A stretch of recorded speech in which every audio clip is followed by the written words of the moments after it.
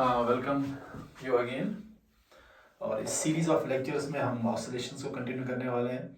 और जो previous lecture था उसमें हमने सिंपल पैटर्न को डिस्कस किया, उसमें angular frequency and time period को डिस्कस किया और उसकी डेरिवेशन की। तो इसके बाद जो सबसे इम्पोर्टेंट टॉपिक है that is phase difference. That is the most important topic, phase difference, जिसमें स्टूडेंट्स को सबसे ज़्यादा दिक्कत आती है खुसूसन न्यूमेरिकल्स को सॉल्व करने में, क्योंकि जो फेज डिफरेंस है ये आपके इलेक्ट्रिकल सर्किट्स में भी आ जाता है और आपके अल्टरनेटिंग करंट्स में जब आप 12th में जाके पढ़ते हैं। तो फेज डिफरेंस को हमने आज का टॉपिक रखा है। एंड फेज डिफरेंस में हम पहले साइन और कोसाइन के ग्राफ्स को एक्सप्लेन करेंगे और साइन और कोसाइन के ग्राफ्स हम कैसे इस्तेमाल करते हैं इस फेज डिफरेंस में। तो फेज डिफरेंस एक्चुअल है क्या, और या हम इसको फेज एंगल भी कहते हैं।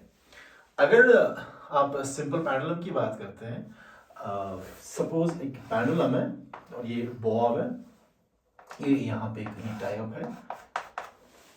फेज एंगल सिंपली आप याद रखें, ये आपका ऑसिलेशन का इनिशिएशन दिखाता है कि ऑसिलेशन कहाँ से शुरू हो गई है। Initial point of the oscillation, you can say in other words, या exact location of the oscillator। किसी भी ऑसिलेशन का कोई भी पॉइंट जहां से ऑसिलेशन शुरू हुई है, फेज एंगल हमें दिखाता है कहां से ऑसिलेशन शुरू हुई है। ये क्या एक्सट्रीम पॉइंट से शुरू हुई है, ये क्या मीन पॉइंट से शुरू हुआ है, या in between extreme and mean points कहीं से शुरू हुआ है। क्योंकि ये ज़रूरी नहीं है कि हम जहाँ से ऑसिलेशन को स्टडी करते हैं कि मीन पोजीशन से स्टार्ट हुआ है तो वहाँ से स्टार्ट होगा, नहीं। ये कभी एक्सट्रीम पोजीशन से, कोई भी साइक्लिक प्रोसेस किसी भी पॉइंट पे शुरू हो जाती है और एंड भी उसी पॉइंट पे हो जाती है, और वो पॉइंट जो होगा उसको हम लोकेट करते हैं with respect two phase angle. और फेज एंगल हम एग्जैक्ट लोकेशन के लिए भी यूज करते हैं कि हम ऑसिलेटर का पोजीशन को भी डिस्कस कर सकते हैं कि किस जगह उसकी पोजीशन है। और फेज एंगल अगर दो ऑसिलेशंस होंगी, ये भी दिखाता है कि दो ऑसिलेशंस क्या सेम टाइम स्टार्ट होगी, या अगर वो एक दूसरे के आगे पीछे जा रही है तो उनके दरमियान जो गैप है वो कितना है, चाहे विद रिस्पेक्ट टाइम है या विद रिस्पेक्ट टू पोजीशन है। तो phase difference plays very important role in order to understand that very point. तो इस चीज को डिटेल्ड समझने के लिए हमें कुछ चीजें पहले जाननी होगी। सपोज ये पेंडुलम है और हम इस पेंडुलम का ये मीन पोजीशन बोलते हैं कि ये पेंडुलम मीन पोजीशन पे, दिस इज मीन पोजीशन।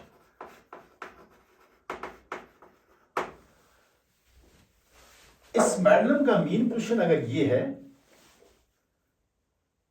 तो इसका एक्सट्रीम पोजीशन, इस पेंडुलम का एक्सट्रीम पोजीशन ये होगा, this will B it's extreme position. जब पेंडुलम यहां से मूव करेगा और यहां पहुंचेगा, this will B it's extreme position. ये भी एक लोकेशन हो सकती है, पेंडुलम कभी इस पॉइंट पे भी हो सकता है, पेंडुलम यहां पे भी हो सकता है। तो ये पेंडुलम की एक्सट्रीम पोजीशन है टुवर्ड्स राइट, और ये किसी इन बिटवीन मीन और एक्सट्रीम के दरमियान कोई भी बीच में कोई पोजीशन है, और ये इसका मीन पोजीशन है।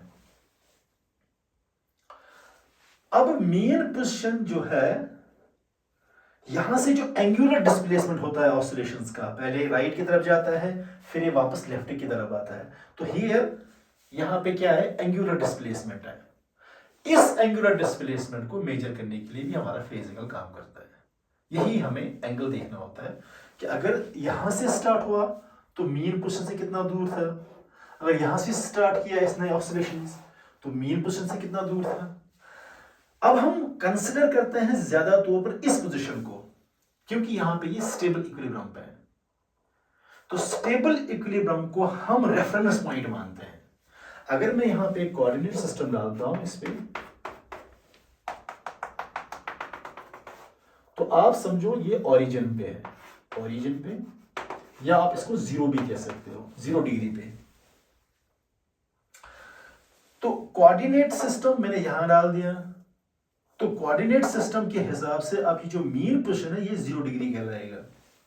अब अगर ऑसिलेशन यहां से शुरू हो जाता है तो फिर मुझे देखना है कि एंगुलर डिफरेंस कितनी आती है।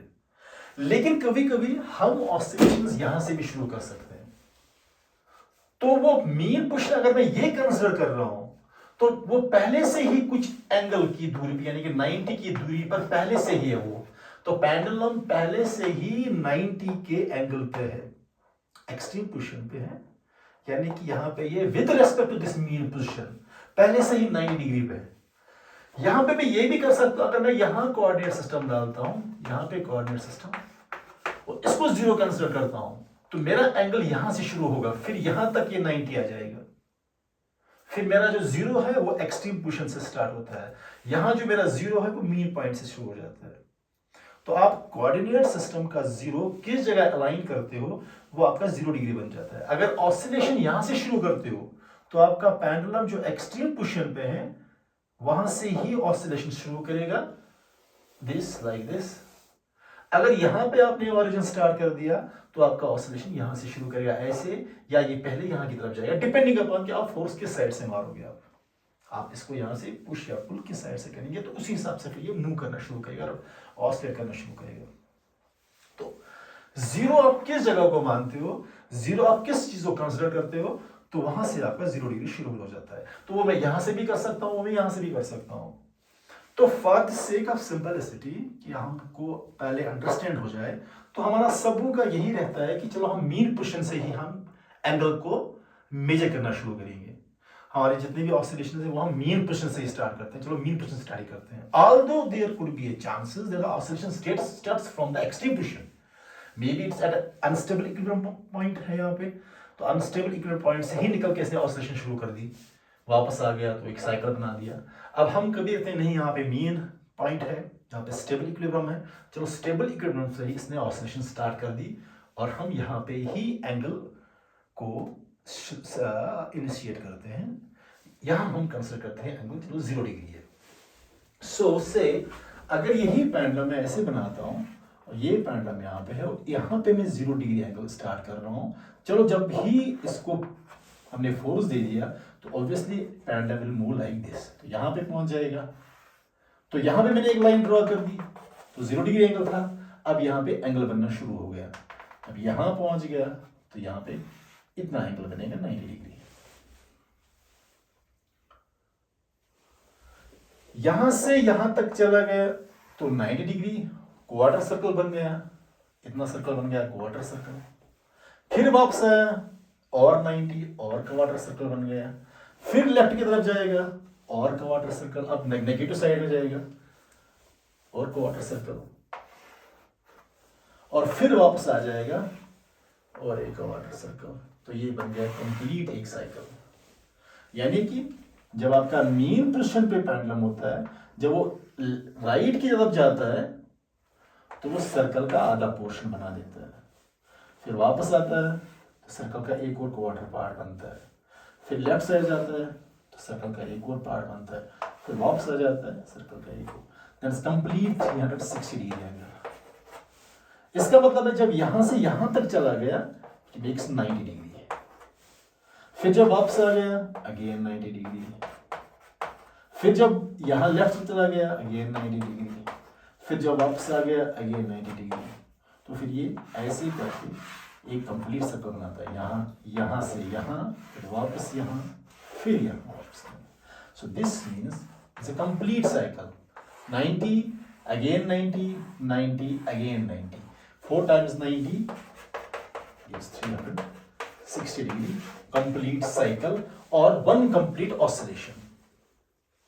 इसको हम अब साइन और कोसाइन में कैसे दिखाते हैं?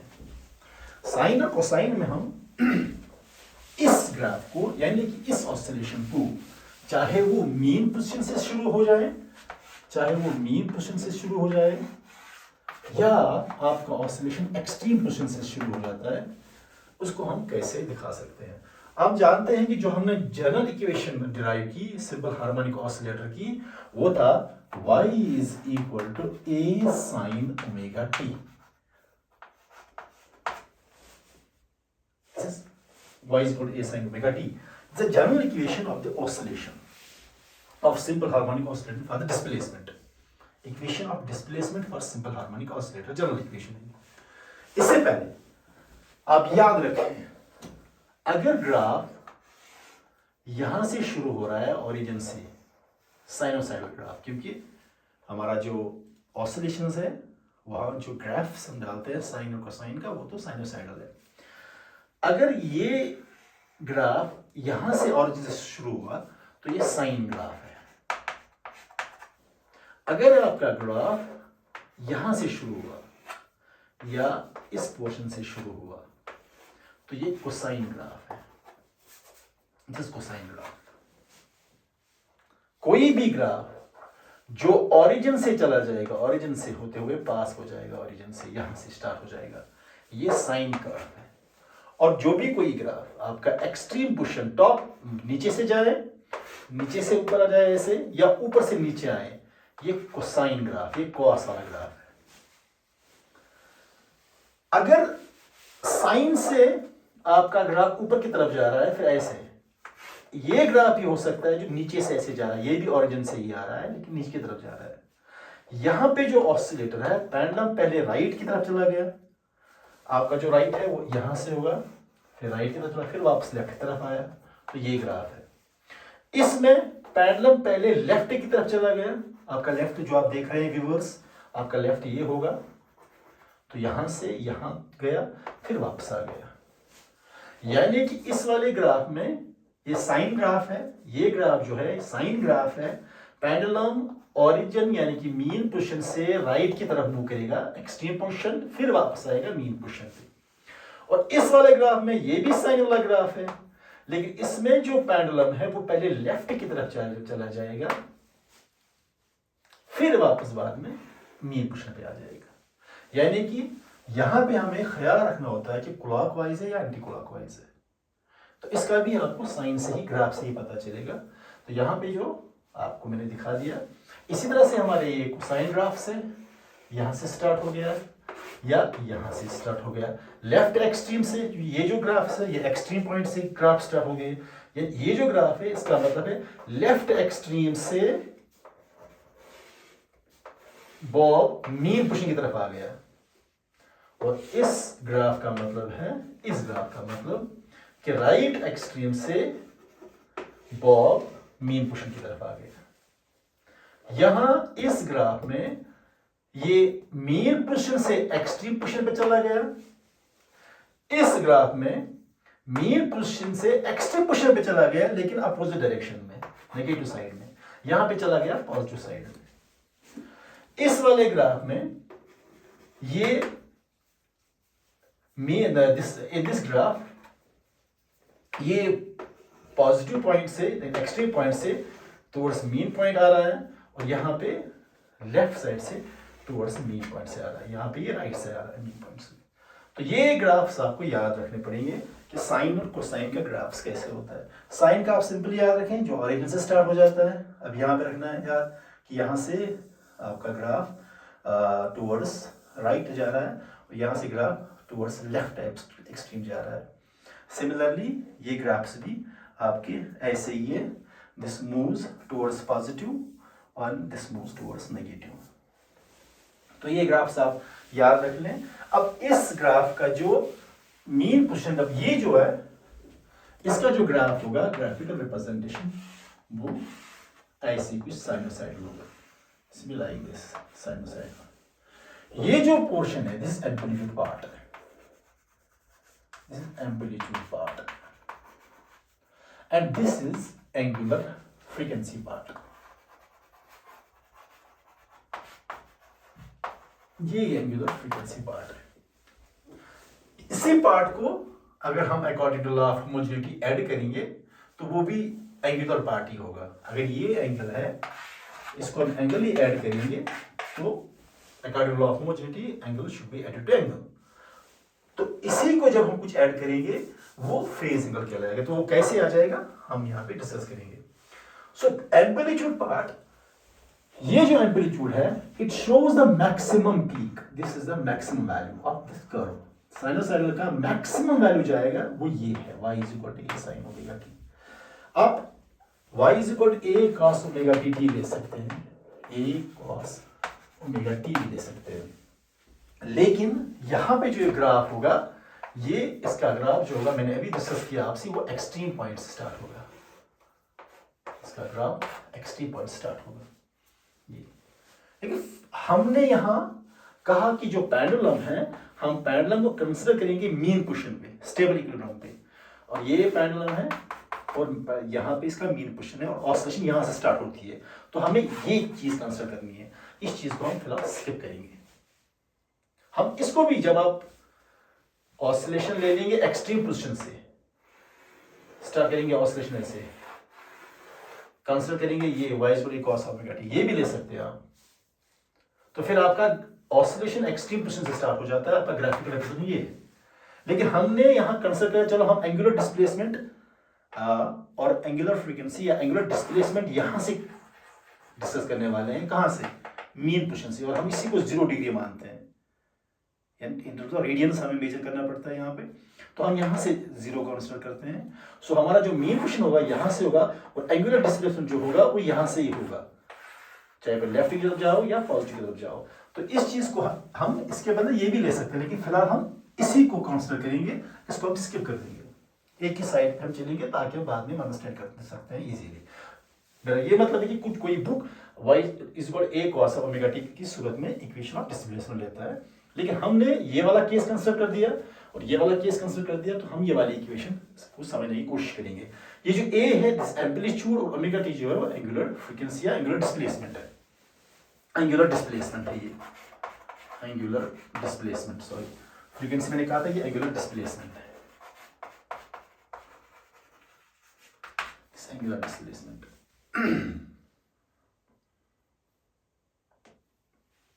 थीटा, जिसको आप थीटा भी कहते हो, y इक्वल टू जो साइन और कॉस का वैल्यू होता है, इट ऑसिलेट्स बिटवीन +1 to -1, याद रखो। साइन का जो मैक्सिमम वैल्यू होगा वो +1 होगा, a जो है ये पीक वैल्यू है, जब साइन मैक्सिमम होगा तो ये 1 ले लेगा, तो y इक्वल टू a, मैं ऐसे इसको साफ तरीके से लिखूंगा, y is equal to a sin omega t, this amplitude part, this is angular displacement part। ये जो साइन पोर्शन है या ये कॉस पोर्शन है, इसका जो मैक्सिमम वैल्यू होगा वो +1 होगा, और जो मिनिमम वैल्यू होगा वो -1 होगा। और जब आप ग्राफ डालते हैं तो पीक वैल्यू जो होगा, अगर इसका मैक्सिमम वैल्यू होता है तो इसका टोटल वैल्यू 1 होगा, तो a को कोई फर्क नहीं पड़ेगा, y is equal to a, तो वो मैक्सिमम डिस्प्लेसमेंट होगी, तो आपका पार्टिकल यहां पे होगा, ऑसिलेटर। ओमेगा टी का वैल्यू कभी इन बिटवीन 1 and -1 होगा, वो 0 भी होगा, मींस मीन पोजीशन पे होगा, वो 0.5 भी हो सकता है, 1/2 30 डिग्री होगा, वो 1/√2 भी होगा। सो साइन ओमेगा टी का मैक्सिमम वैल्यू +1 है और मिनिमम वैल्यू -1 है, और आप इसका मैक्सिमम वैल्यू होगा तो 1 होगा, तो y is equal to a, इसका मिनिमम वैल्यू होगा तो -1 होगा, y is equal to -a, तो लेफ्ट साइड से होगा ये वाला, तो ये एम्पलीट्यूड होगा -a नेगेटिव की तरफ से, और ये पॉजिटिव पीक पे होगा। So y is equal to sin omega a is general equation for the displacement, that is y is equal to a sin omega t। अगर मैं चेंज कर लूंगा differentiating, I can write dy by dt is known as a velocity is equal to a cos of omega t into omega t का 1 होगा, omega, the equation will be a omega cos omega t, this is the velocity। So y equal to a sin omega t and velocity equal to a omega cos omega t। यहां पे in terms of sin displacement है और velocity in terms of cos है, और आपको पता ही है sin और cos का ग्राफ, अगर sin का ग्राफ आपका ओरिजिन से शुरू हो रहा है तो cos का ग्राफ यहां से शुरू होगा, इसका मतलब है इन दो के दरमियान डिफरेंस ऑफ एंगल है 90 डिग्री। तो मैं कोशिश करूंगा कि मैं वेलोसिटी को भी इन टर्म्स ऑफ साइन लिखने की कोशिश करूंगा। When I write velocity in terms of sine, v is equal to a omega, मैं लिख सकता हूं cos omega t मैं लिख सकता हूँ cos को इनवर्स ऑफ साइन, मैं लिखूंगा साइन ऑफ, ऑब्वियसली यहाँ ओमेगा टी, तो 90 डिग्री को ऐड करना है -π/2 plus π/2 t. So this is also the equation of velocity, and this term which is now added here, in order to write this equation as the same way, the way I put down this displacement equation, तो y is equal to a sin omega t, अगर मैंने इसको भी sign के रूप में लिया तो यहाँ पे एंगल आ जाएगा π/2. This is as a phase angle, ये फेज एंगल है. यानी कि वेलोसिटी, अगर डिस्प्लेसमेंट यहाँ पे मीन पोजीशन पे आपका स्टार्ट हुआ तो वेलोसिटी यहाँ पे होगी. अगर डिस्प्लेसमेंट का जीरो यहाँ पे होगा, वेलोसिटी का जीरो यहाँ पे होगा. अगर डिस्प्लेसमेंट का मैक्सिमम यहाँ पे होगा, वेलोसिटी का मैक्सिमम यहाँ पे होगा. मीन पोजीशन का जीरो ये होगा. और देखो आप, if we take t is equal to 0, you get v is equal to a omega maximum. If t is 0, you put t is equal to 0, you got y is equal to 0. So when displacement is 0, your velocity is maximum. When displacement is maximum, your velocity becomes 0. So at extreme position, your velocity becomes 0. को velocity का 0 यहाँ शुरू होता है, जैसे कि pendulum का जो 0 है वो यहाँ से स्टार्ट होता है मीन पोजीशन पे. जब डिस्प्लेसमेंट होगा यहाँ पे 0 होगा, लेकिन जब वेलोसिटी होगी, वेलोसिटी यहाँ 0 होगी. वो वेलोसिटी फिर इंक्रीज होके होके होके होके मेन पोजीशन में मैक्सिमम होगा. फिर एक्सट्रीम पोजीशन लेफ्ट साइड भी जाएगा, तो वहां पे वेलोसिटी फिर 0 की तरफ जाएगा और डिस्प्लेसमेंट मैक्सिमम हो जाएगा. This is the difference of phase angle between velocity and displacement. इनके साथ displacement, this velocity leads the displacement by 90 degree. So अगर हम ग्राफिकली इसको डाल देंगे, अगर velocity यहाँ, अगर displacement यहाँ पे आपका शुरू हो रहा है, say suppose displacement starts here, तो आपका velocity जो होगा वो extreme position से start होगा, यहाँ से start होगा. This is a velocity graph. This is a displacement graph. या अगर मैं डिस्प्लेसमेंट को यहां लगा दूंगा एक्सट्रीम पोजीशन से, तो आपका वेलोसिटी यहां से स्टार्ट होगा. This will be the velocity graph and this is the displacement graph. यानी कि वेलोसिटी और डिस्प्लेसमेंट के दरमियान 90 डिग्री का फेज एंगल है. Again if we differentiate it, suppose if I differentiate it again, then dv by dt is equal to acceleration, that is will be equal to a omega square, that will be, sorry here, a omega square sin omega t minus times a omega square. इसका a omega अपना ही होगा, cos का होगा minus sine omega T बचेगा, T का 1 होगा तो omega आ जाएगा, that's omega and omega square, that you know. So I can write it dv by dt is equal to a omega square, minus को अंदर लूंगा साइन ऑफ ओमेगा टी, यहाँ plus π/2 आ जाएगा, प्लस पाई आ जाएगा. सो मैंने फिर भी इसको इन टर्म्स ऑफ साइन लिखा, तो माइनस खत्म किया, तो यहाँ पाई इंट्रोड्यूस कर दिया, बिकॉज